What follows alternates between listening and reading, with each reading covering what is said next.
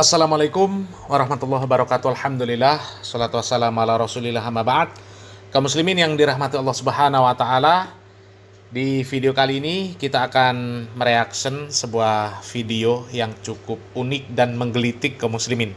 Ya, ini video dari channel Teman Sunnah. Ya, fantastis, pantesan Habib kaya, ternyata segini gajinya. Judulnya cukup menggelitik kaum muslimin. Berapa kaum muslimin kira-kira gajinya para habaib kaum muslimin, ya. Dan siapa yang memberikan gaji kepada para habaib, ya. Karena kalau kita mengatakan berapa gaji Habib, ya, seolah-olah Habib itu sebuah profesi kaum muslimin. Karena ya memang wajar lah kalau orang bertanya-tanya berapa gaji Habib sebenarnya, ya. Kok kalau kita melihat para habaib itu kaya-kaya kaum muslimin. Ya, kalau kita melihat Bahar Smith, kemudian Lutfi bin Yahya, dan orang-orang yang katanya cucu Nabi, ya, memang mereka kaya-kaya kaum muslimin. Hartanya berlimpah. Ya, siapa yang menggaji mereka sebenarnya dan berapa gaji mereka itu? Coba kita reaction video dari channel Teman Sunnah ini kaum muslimin. Assalamualaikum teman sunnah. Lagi-lagi kali ini kita akan membahas masalah Habib. Ada sebuah pertanyaan yang muncul di benak saya, terutama tentang Habib. Seperti misalkan berapakah gaji seorang Habib dan dari manakah uangnya? Kenapa kita melihat mereka kok seperti kaya-kaya gitu? Nah, masalah penghasilan Habib, kita hanya bisa mengamatinya dari fenomena yang ada saat ini. Kita sulit mengetahui pendapatan aslinya berapa, karena jika kita cari pembahasannya di internet itu pun jarang. Memang betul kaum muslimin, ya. Mungkin sebagian dari kita ini bertanya-tanya kaum muslimin, berapa gaji para habaib itu kaum muslimin? Dan kalau di internet itu ya bukan jarang lagi, ya. Nggak ada yang membahas berapa besaran gaji Habib, ya. Cuma kalau di internet itu menampilkan ya lumbung-lumbung fulus dari para Habib, ya banyak kaum muslimin, ya. Dari kuburan palsu, dari amplop, ya. Dari maksa muhibbin untuk nyumbang, ya, macam-macam lah, ya. Jadi kalau pembahasan khusus, ya, maksudnya pembahasan tentang dari mana gaji para habaib, berapa gajinya, itu ya bukan jarang, nggak ada, ya, belum pernah nemu, ya. Dan kami cari-cari pun nggak ada kaum muslimin memang, ya. Cuma kalau sumber-sumber fulus dari mereka itu memang tampil kaum muslimin. Coba kita lanjut lagi kaum muslimin. Jadi ya kita hanya bisa membahasnya dari melihat fenomena yang viral atau yang ada saat ini. Baik, jadi gini teman sunnah, kalau kita mengamati topik para Habib yang sempat viral akhir-akhir ini, yakni tentang keraguan terhadap nasab mereka, banyaknya Habib palsu, maka tentu kita sudah tahu tentang banyaknya video viral yang beredar seputar Habib dan makam-makam palsu. Bisa jadi kalau Habib ini adalah Habib palsu itu, maka tidak lain tentu dia mencari keuntungan dari gelarnya. Bisa jadi dengan cara membuat makam lalu dia mengelolanya sehingga banyak jamaah yang datang berziarah, kemudian bersedekah ke kota amal yang ada di makam itu. Nah, kalau ini betul kaum muslimin, betul. Memang sumber-sumber cuan dari para habaib itu, ya. Ya dari muhibbinnya. Ya, mereka mendoktrin supaya para muhibbin itu ya benar-benar cinta mati kepada para habaib. Ya, selain cinta mati, mereka wah gimana ya? Doktrinnya luar biasa lah. Jadi sampai orang itu meyakini kalau cinta sama Habib itu pasti masuk surga. Karena memang doktrin para habaib seperti itu. Kalau cinta sama Habib masuk surga. Bahkan sampai membuat cerita, ya, orang yang ahli maksiat, ya Bang Maman itu, ya viral itu ceritanya. Ya dia ahli maksiat, sholatnya berantakan, tapi karena cinta sama Habib masuk surga tanpa hisab. Coba, ya. Sampai seperti itu, ya. Doktrin-doktrin dari para habaib, ya, supaya jamaahnya, supaya para muhibbin ini ya, rela melakukan apa saja demi Habib, termasuk memberikan fulus. Terlepas mereka sadar atau tidak sadar, itu adalah buah dari doktrin para habaib kaum muslimin. Ya, mereka sampai cium-cium tangan, ya, sambil nyelipin-nyelipin amplop ke tangannya Habib, ya. Kemudian yang disebutkan tadi kaum muslimin sampai membuat kuburan-kuburan palsu, ya, untuk diziarahi. Kemudian di makam tersebut dipasang kotak amal, katanya kotak amal, padahal itu sumber cuannya Habib, ya. Ya, sampai seperti Pak Lutfi bin Yahya. Itu punya kuburan yang mewah, namanya kuburan Habib Toha bin Yahya. Kuburannya mewah kaum muslimin, besar. Ya, sementara tempat sholatnya itu kecil di kuburannya Toha bin Yahya itu. Ya, indikasi apa? Indikasi memang orang itu dikondisikan untuk ke kuburan daripada ke tempat sholat. Ya, supaya mereka itu betah di kuburan. Didoktrin lah kalau berdoa di hadapan makam wali ini, Habib ini lebih cepat makbul karena ini waliullah punya karomah. Ya, karomahnya nanti dibikin yang sangat luar biasa. Jadi orang itu langsung tertanam bahwa oh, di makam ini berdoa lebih cepat tercapai karena dibantu sama ini, orang yang ada di kuburan ini. Sementara kalau saya berdoa di masjid, itu saya berdoa sendiri, nggak ada yang bantu. Jadi mereka lebih senang di kuburan gitu loh. Ya, makanya banyak kuburan-kuburan palsu yang dibuat oleh ya entah para habaib, entah siapa. Yang jelas para habaib juga banyak kuburannya, banyak kuburan yang dikeramatkan gitu loh. Ya, dan rata-rata kuburannya mewah. Kalau kita melihat kuburan Habib itu mewah-mewah kaum muslimin. Ya boleh dicek ya, ini salah satu videonya. Ya, kuburan Habib itu mewah-mewah.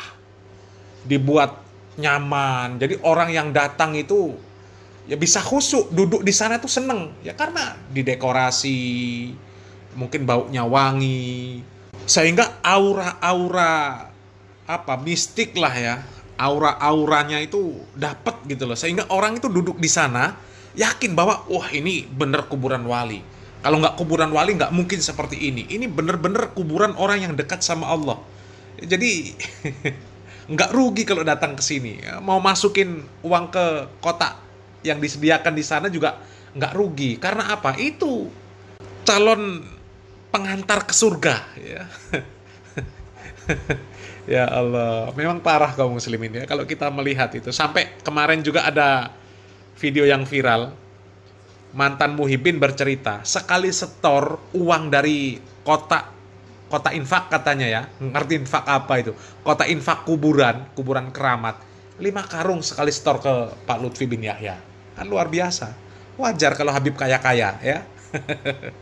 Coba kita lanjut lagi videonya kaum muslimin. Sebenarnya tanpa makam pun jika seseorang itu bergelar Habib, maka di Indonesia ini banyak jamaah yang mengagung-agungkan Habib dan berharap barokahnya. Ya bisa saja ya Habib memperoleh uang dengan cara menjual air minum, menjual sorban, dan lain sebagainya. Intinya menjual barokah seorang Habib.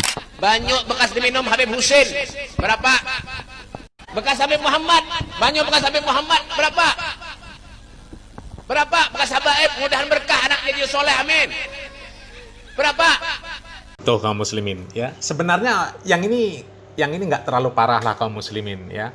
Mungkin kalau muhibbinnya ini orang miskin yang nggak punya apa-apa, roti bekas gigitan Habib, kemudian air minum bekas diminum Habib. Selain mereka menganggap itu punya barokah, mungkin mereka juga dalam kondisi ya namanya orang miskin ya, mungkin jarang-jarang makan roti, ya mungkin juga minum air-air yang kemasan yang jualan mungkin juga nggak pernah, ya namanya juga miskin kaum muslimin ya. Itu masih masuk akal lah kaum muslimin ya, mungkin mereka nggak apa-apa lah ya. Dari sisi lain juga masih mengenyangkan, menghilangkan haus ya, meskipun juga ini salah kalau mereka menganggap itu ada barokahnya. Barokah itu bukan dari sananya ya. Ada yang lebih gila lagi ya. Habib itu sampai mendoktrin bekas tisu ya, tisu bekas ngelap keringetnya Habib katanya 200 juta saja itu laku kaum muslimin. Padahal tisu bekas ngelap keringetnya Habib untuk apa coba? Sampah itu. Sampah. Kalau kami ada tisu bekas ngelap keringetnya Habib, mau Habib siapapun ya, mau ngambil jijik ya, bekas keringet orang. Kalau keringet Nabi harum, keringet orang busuk. Siapa manusia selain Nabi Muhammad SAW yang keringetnya baunya harum? Gak ada kaum muslimin. Yakin? Siapa? Apalagi Habib-Habib gedabrus yang berkarat dengan syirik, tahayul, bid'ah, khurafat, berharap keringetnya wangi. Ya. Dan itu ada loh kaum muslimin yang mengatakan tisu bekas ngelap keringetnya Habib itu barokah. Mau dijual 200 juta itu dibeli sama orang. Iya, yang beli orang goblok. Ini tisu, berapa harganya tisu ini? Tapi kalau sudah dilapkan, diusapkan ke mukanya Habib Umar, oh 200 juta ditawar semua. Tapi apakah mungkin kita kasih? Atharus sholihin ghalib. Bekasnya orang soleh itu mahal. Ya. Makanya kalau dekat sama orang soleh, tabaruk, minta bajunya. Tapi jangan minta baju Habib Nabi. Nah kaum muslimin, ada nggak muhibin yang setolol itu kaum muslimin? Bekas keringat Umar bin Hafiz mau membeli sampai dengan 200 juta. Kami rasa nggak ada kaum muslimin ya. Kalaupun ada itu bener-bener bodohnya nggak ketulungan kaum muslimin. Bodohnya nggak ketulungan ya. Kalau roti bekas gigitan Habib ya, sisa minum dari para Habib ya, itu ya katakanlah meskipun itu juga salah tapi masih ada manfaatnya.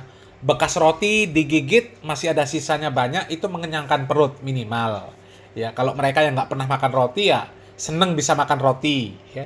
Yang nggak pernah minum air kemasan yang dijual ya, mungkin dia bisa merasakan, oh rasanya ternyata beda dengan air yang ngerebus sendiri ya.